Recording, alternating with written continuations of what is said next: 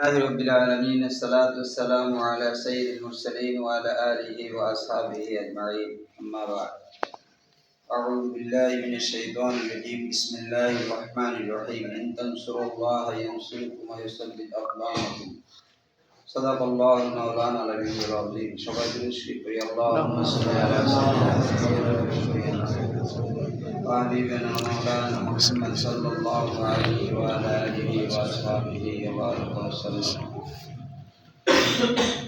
আল্লাহ পাকের প্রিয় বান্দা হযরত মুহাম্মদ রাসূলুল্লাহ সাল্লাল্লাহু আলাইহি সাল্লামের প্রিয় উম্মতগণ, সম্মানিত ইমাম খতিব সাহেব হুজুর, উপস্থিত আমার দিন দরদি ভাইরা, আল্লাহ পাকের বড় দয়া আর মায়া আমাদের প্রতি। আমাদের মতো কিছু মানুষদেরকে আল্লাহর জমিনে আল্লাহর দিন প্রতিষ্ঠা করার জন্য কিছু চেষ্টা, কিছু চিন্তা, কিছু ফিকির করার তৌফিক আল্লাহ তাআলা দান করেছেন। এজন্য শুকরিয়া আদায় করছি, কালেমাতুশ শুকর, আলহামদুলিল্লাহ।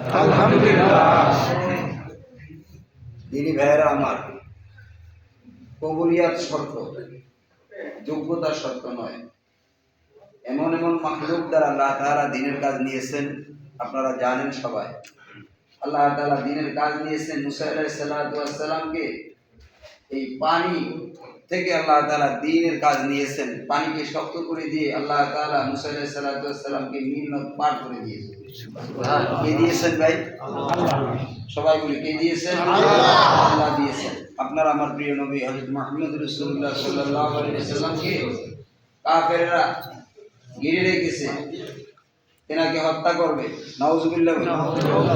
কিন্তু আল্লাহ পাক সুবহানাহু ওয়া তাআলা বালুর থেকে আল্লাহ পাকের হুকুম, বালু হাতে নিয়েছেন। আল্লাহ তাআলার হুকুমে ছিটিয়ে দিয়েছেন। এই বালুর দ্বারাও আল্লাহ তাআলা দ্বীনের খেদমত দিয়েছেন। আল্লাহর হাবিবকে আল্লাহ তাআলা নিরাপদে মদিনাতুল মুনাওয়ারায় পৌঁছে দিয়েছেন। সুবহানাল্লাহ। দিয়েছেন ভাই? আল্লাহ পাক দিয়েছেন। আল্লাহ পাক ব্যাঙের দ্বারা দ্বীনের খেদমত নিয়েছেন। নমরুদ, আপনারা জানেন, আমাদের জাতির পিতা, মুসলমানদের জাতির পিতা সাইয়েদনা হযরত ইব্রাহিম আলাইহিস সালাতু ওয়াস সালামকে নমরুদ আগুনে ফেলেছে। ব্যাঙ পানি গিলে আর পেশাব ফিরে, সেও চেষ্টা আল্লাহ এবং আল্লাহর খলিলের পক্ষ অবলম্বন করে হাদিস শরীফে আসছে, তোমরা ব্যাঙকে মারিও না। রক্ত শোষা কাকলা, সে এরকম ভাবে ফু দিতেছে, ফু যায় না, ফু আগুনের কাছে যায় না, কিন্তু সে প্রমাণ করেছে সে নমরুদের পক্ষে, সে শয়তানের পক্ষে, সে তাগুতের পক্ষে।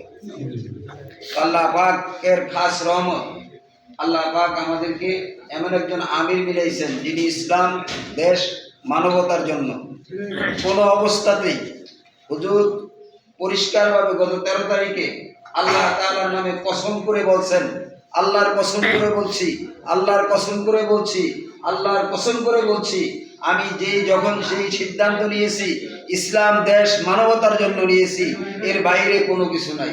আল্লাহু আকবার। চিন্তা করার, সমালোচনা করার কোনো কারণ নাই ভাই। আমরা এই কথা পরিষ্কারভাবে বলতে চাই, আমরা কোরআন সুন্নাহর আইন চাই। কিসের আইন চাই? কোরআন সুন্নাহর আইন চাই। মুত্তাকি লোকের শাসন চাই।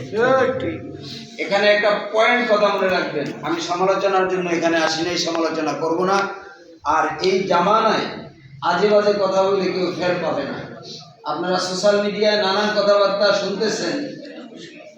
আমরা দোয়া করি যারা মিথ্যা প্রপাগান্ডা ছড়ায় দ্বীনের নাম দিয়ে, আল্লাহ তাআলা তাদেরকে দ্বীনের সহি বুঝ দান করুন।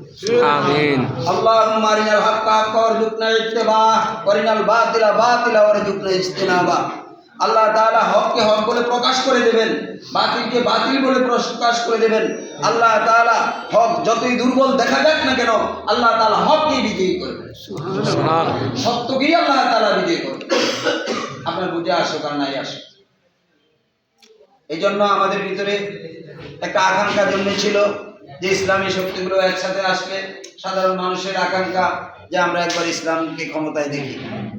আমরা আগে শুনেছি কোরআনের রাষ্ট্র কায়েম হবে, এখন আমরা কি শুনতে পাই? প্রচলিত আইনি রাষ্ট্র পরিচালিত হবে। এই কথা শুনছেন? কাজেই আমরা দুই রকম কথা বলি না। পীর সাহেব চরমনাই দুই রকম কথা বলে না। তিনি যেমন আগে বলেছেন কোরআন সুন্নাহ আইন চাই, মুত্তাকিল করে শাসন চাই, মওত পর্যন্ত একই কথা বলবে।